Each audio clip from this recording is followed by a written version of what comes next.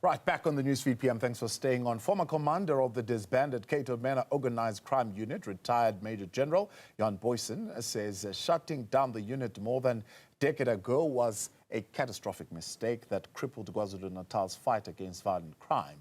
Booysen described the unit as being among the best in the country. His remarks follow comments by former Police Minister Bheki Cele in Parliament, where he said the decision severely weakened crime-fighting efforts.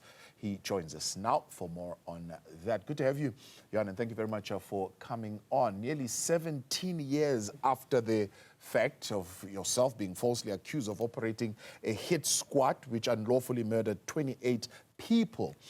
You are now in court, of course, trying to get some civil claims on the matter. But when you look back and you hear testimony coming out of the Madlanga Commission, would you say what was in operation 17 years ago that would have led to you being falsely accused is still operating now with the outcomes of what we're hearing from how the PKTT would have been disbanded?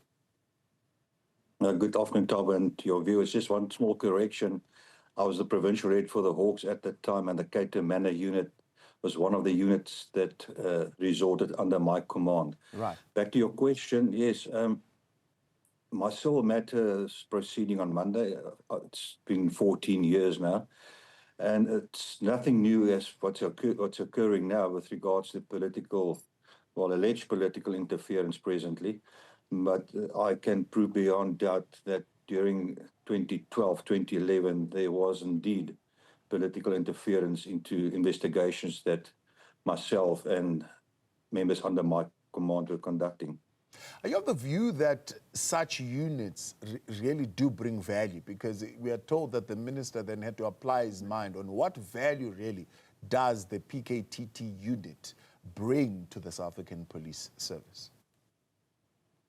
I've got a slightly different view. You remember the Cato Manor unit was a permanently established unit which were part of the Hawks. The political killing task team was a task team which is supposed to operate for a confined period, not indefinitely. And now, by all media reports, the political task team had been in operation for 7, going into the 8th year. So in the short term, they do add value to stabilize the problem. But my take on this particular matter is, if it was indeed a priority crime at the time, the Directorate for Priority Crime Investigations, which are the Hawks, the matter could have been escalated to them to take care of the investigations. Yeah. Now, of course, the Cato Manor unit was accused of all sorts of things, including racketeering and so on and so forth. And the question, I suppose, then becomes, why is it that these units, and I'm not saying that justifiably so, tend to be linked somewhat with illegality in how they are operating? I think it was Stalin who said, give you the man and I'll find you the crime. And I think, I'm not going to comment on the present situation because it's sub judice. The Madlanga Commission and the ad hoc committee is still taking care of the present issues. But during my tenure, I was involved with very sensitive investigations relating to businessmen who had political links and very, very senior police officers from the rank of generals right down. And obviously what happened at the time, and I know when the investigations proceeded, and it's typically what happened in these type of instances, when they cannot find something to defend themselves, the perpetrators, they start what we can refer to as character assassination. Now, I know for a fact at the time, my entire life had been investigated from my tax returns, all the claims that I'd approved over the years, claims that I'd put in vehicle claims. And when they couldn't find something, they conveniently proceeded with racketeering charges against the Cato Manor, calling them a criminal syndicate. And in a criminal syndicate, you have to have a manager, and they conveniently made me the manager. Yeah. And do you believe that those who were responsible for that political interference, that misinformation that was planted, are still in the system in some way or the other?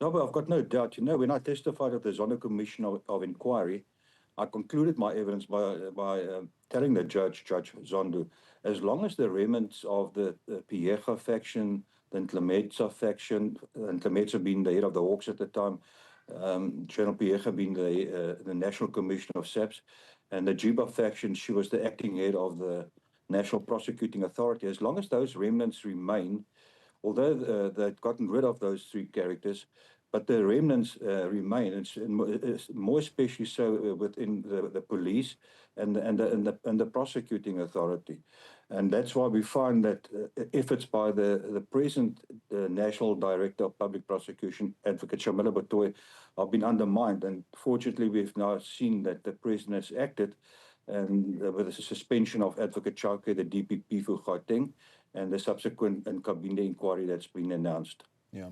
One of the publications quoting you saying the police are presently in an existential crisis. Is what is coming out of the Madlanga Commission, ad hoc committee, and any other intervention going to lead into an implosion of the organization? Somebody is really looking at this and saying some of these things that are coming out here, really, this organization is going to completely implode on itself. I'm busy reading a book called Mafia Land, written by Carl Cowan, a journalist. It makes for very interesting reading. Much of the contents I'm aware of, but it makes for interesting reading for the unenlightened. I think we're on a precipice, and I sincerely hope that something comes out of the Madlanga Commission, because we just cannot continue in this vein. And I think it's going to call for a change in leadership in SAPS, because the present leadership, I think, has really been disappointing.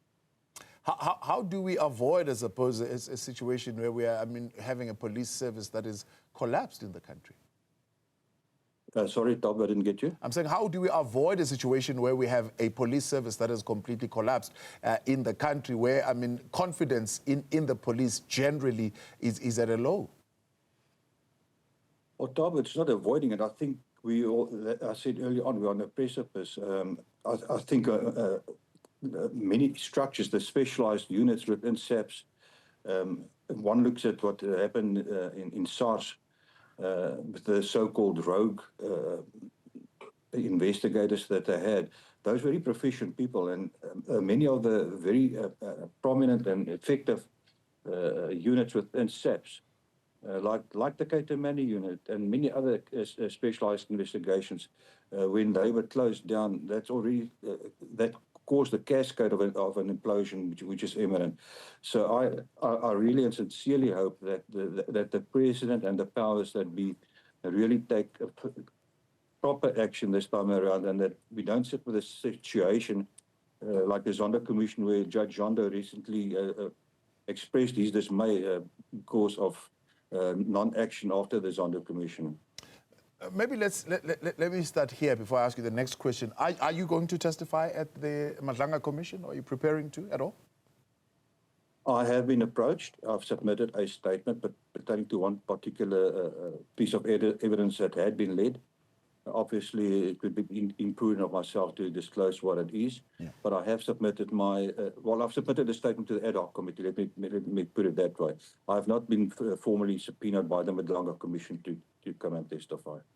At this particular point, you also have your own civil claims that you're putting against the state in your separate matter. That's right. Completely to this.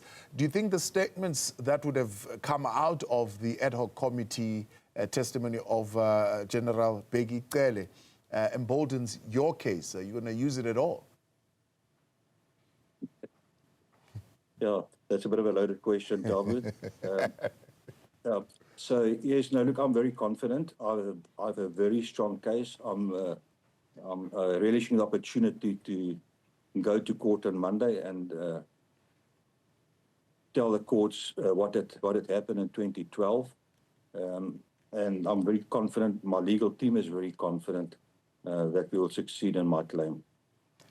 Johan, we appreciate your time and thank you very much for your intervention this afternoon. That is Johan Booysen. He was the provincial head at the time, leading the Hawks in KwaZulu-Natal and, of course, in charge of the Cato Manor unit that would have been disbanded in 2012. 2012 through political interference.